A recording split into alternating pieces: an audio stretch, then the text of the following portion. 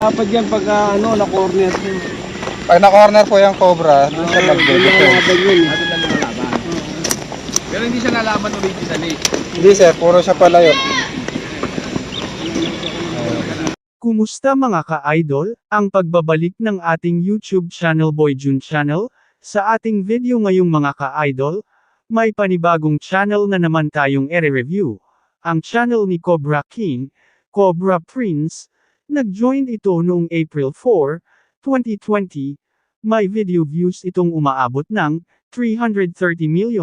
330,906,251 at may subscribers itong umaabot ng 1.15 million. At dito sa video natin ngayon, ating alamin kung magkaano na ba ang kanilang mga sinasahod sa YouTube o estimated revenue ng kanilang mga channel.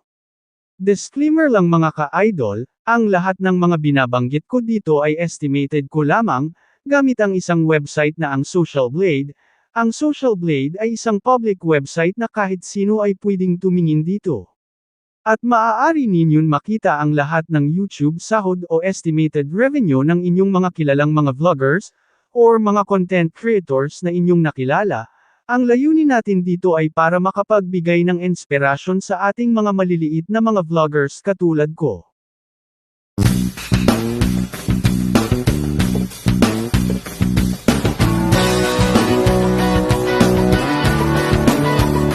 At dito na tayo sa kanyang official channel sa Social Blade, may 722 upload video ito.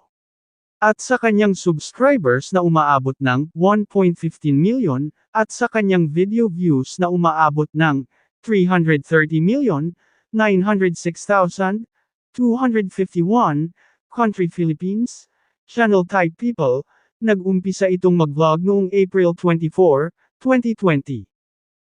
At dito sa kanyang the last 30 days ng subscribers, may nakuha itong 60,000, at tumataas ito ng 20%, at dito naman sa kanyang the last 30 days na video views, may nakuha itong 24.447 million, at tumataas ito ng 3%, at dito na tayo sa kanyang YouTube stats summary sa bulan ng January 15, 2025. At sa January 28, 2025, makikita natin ang kanyang nakukuhang subscribers at mga video views. Dito sa kanyang daily average, may nakuha itong 2,000 na subscribers at sa video views naman, na umaabot ng 814,915, at dito na tayo sa kanyang estimated earnings sa daily average sa lowest, may nakuha itong $204.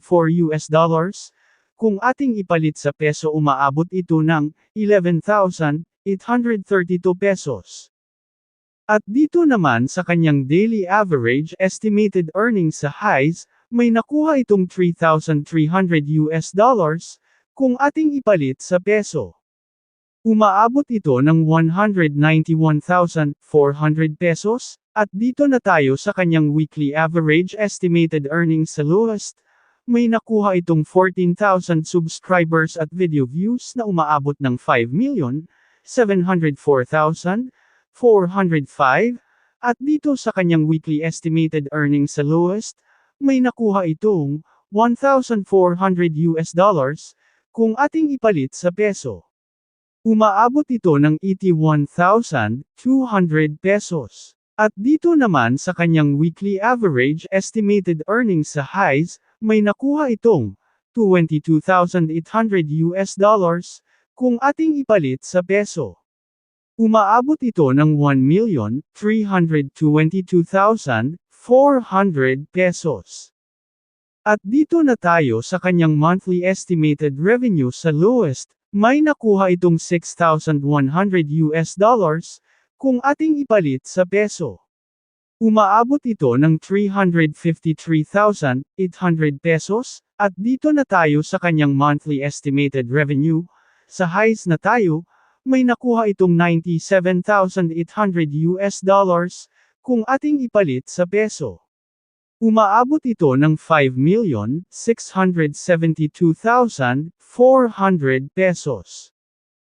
Wow! Congratulations sa channel ni Cobra Prince, ang laki na pala ng kanyang YouTube sahod ngayon. At hanggang dito na lang tayo mga idol.